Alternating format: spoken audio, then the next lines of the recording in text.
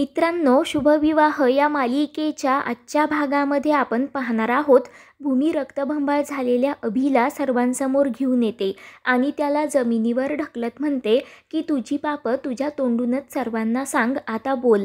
तर ते पाहून सर्वांच्याच पायाखालची जमीन हादरते. पौर्णिमा पळतच अभिकडे जाते. त्याला विचारते की हे सगळं काय झालं, एवढं रक्त कसं येत आहे, प्लीज तुम्ही काहीतरी बोला, म्हणून पौर्णिमा खूप रडत असते. तर अभिच्या तोंडून मात्र शब्द फुटत नसतात. तेव्हा रागिनी चिडूनच भूमीला विचारते की हे सगळं काय आहे, तुझी हिंमत कशी झाली. तर भूमी म्हणते, आत्या, हा प्रश्न माझ्याऐवजी तुम्ही अभिलाच विचारा. तेव्हा राजा काका अगोदर सर्वांना शांत करत अभिला उठवतात. तर अभिच्या डोक्यातून खूप रक्त येत असतं. त्याला अजूनही चक्कर आल्यासारखं होत असतं. तर रागिनी भूमीला विचारते की हे सगळं तू काय केलंस, अभिने असं काय केलं होतं की तू त्याची अवस्था अशी करून ठेवलीस, त्याची काय चूक होती. अगं, तो तुझा दीर आहे ना, कोणी आपल्या दीराशी असं वागतं का. तर भूमी चिडूनच म्हणते, दीर म्हणजे नवऱ्याचा भाऊच ना, मग तुम्ही अभिजितलाच विचारा, ते वागले का माझ्या आकाशसोबत भावासारखे. तर रागिनी म्हणते, जे काही आहे ना ते स्पष्टपणे बोल, उगीच कोडी घालत बसू नकोस. तर भूमी विचारते, अभिजित तुम्ही सांगता की मी सांगू. तर राजा काका म्हणत असतात, भूमी तू सांगून टाक, आम्हाला कळू देत की अभिजितने नक्की काय केलं ते. तेव्हा भूमी लगेच अभिची कॉलर पकडत सर्वांना सांगते की सोनल नाईक हिला आकाशच्या विरोधात यांनीच उभं केलं. सोनलचा वापर करून यांनीच आकाशला त्या केसमध्ये अडकवण्याचा प्रयत्न केला आणि ते ऐकून सर्वांना मोठा धक्काच बसतो. आजी म्हणत असते की भूमी तू हे काय बोलत आहेस. त्यावर भूमी सांगते की मी जे काही बोलत आहे ते 100% खरं आहे. तर राजा काका धक्क्यानेच विचारतात, भूमी हे कसं शक्य आहे, तुला हे सगळं कोणी सांगितलं. त्यावर पौर्णिमा मोठ्यानेच ओढून म्हणते, कोणी काहीही सांगितलेलं नाहीये, ही मुलगी साफ खोटं बोलत आहे, सतत माझ्या नवऱ्यावर काही ना काही आरोप करत असते. तुझा नक्की काय प्रॉब्लेम आहे, 7 जन्माची वैरी असल्यासारखं तू माझ्या नवऱ्याशी का वागत असतेस. अगोदर तर तू त्यांची हेरगिरी केलीस आणि आता एवढ्या खालच्या थराचे आरोप लावताना तुला जरासुद्धा लाज वाटत नाही का. मला सांग, तुझ्याकडे पुरावा काय आहे.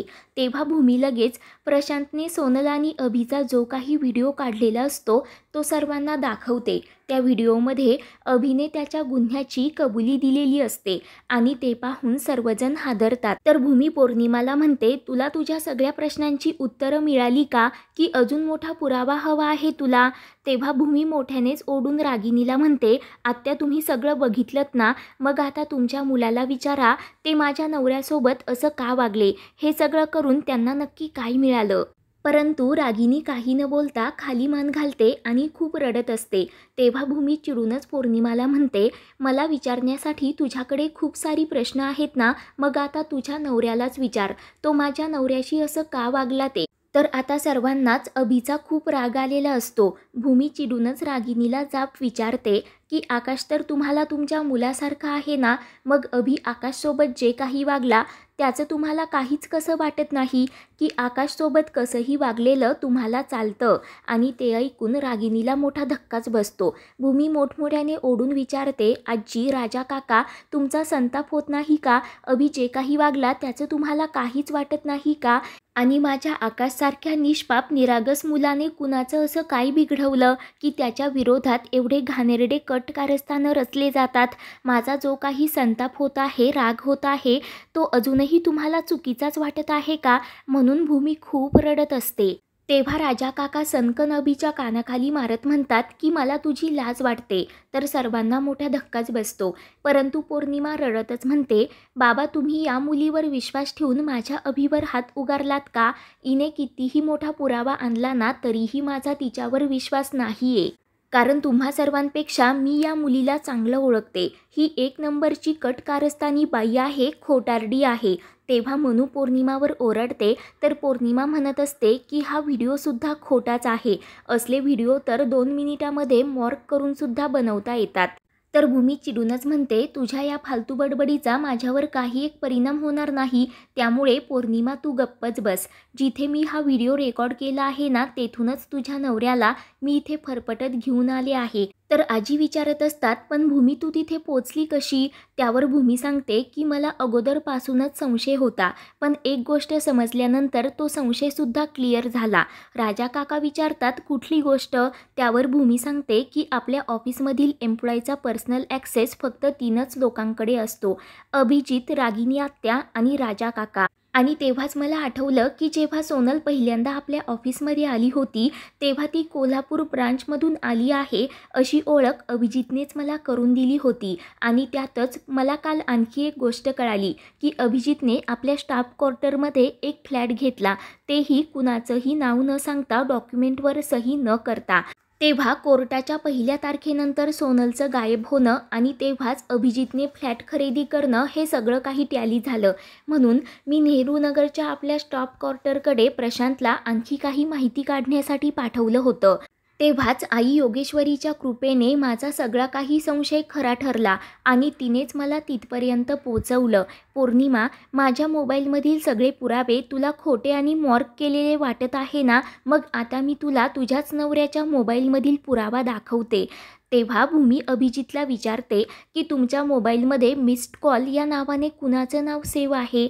आणि ते ऐकून अभिजितच्या पायाखालची जमीनच हादरते.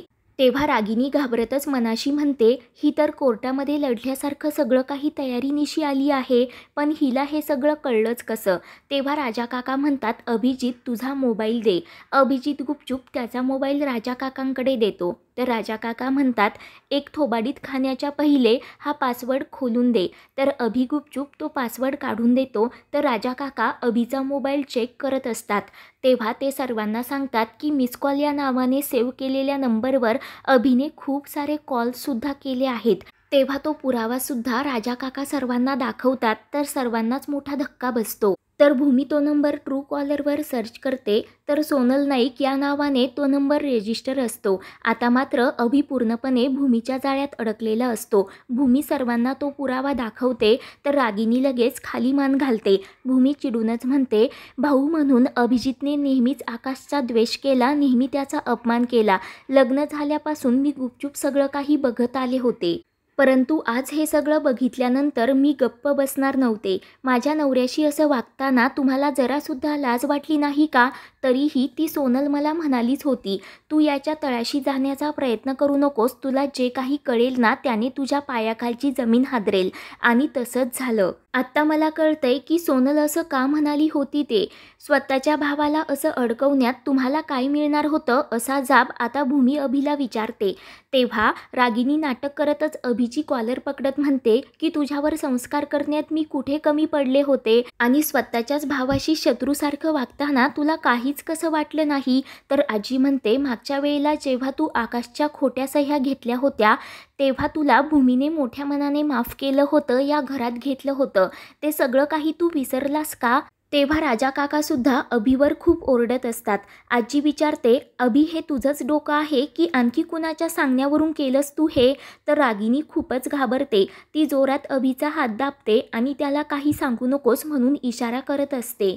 तेव्हा अभि मोठ्यानेच ओढून सांगतो की हो, मीच याच्यावर असले घाणेरडे आरोप केले. राजा काका विचारतात, पण का? अभि सांगतो, कारण याने माझ्या आयुष्याची आणि माझ्या करिअरची पूर्णपणे वाट लावली. तेव्हा मूर्ख अभि आकाशवर धावून जातो तर दुर्गा बनून भूमी त्याच्यामध्ये येते. तर भूमीचा तो रुद्रावतार पाहून अभि घाबरतो आणि तिथेच थांबतो. पुढील भागामध्ये पोलीस अभिला अटक करण्यासाठी येतात. तर भूमी सर्वांना सांगते, अभिच काय तर या जगातील कोणीही माझ्या आकाशचं काही वाकडं करू शकत नाही. पुढील भागांच्या अपडेटसाठी चॅनलला सबस्क्राईब करा.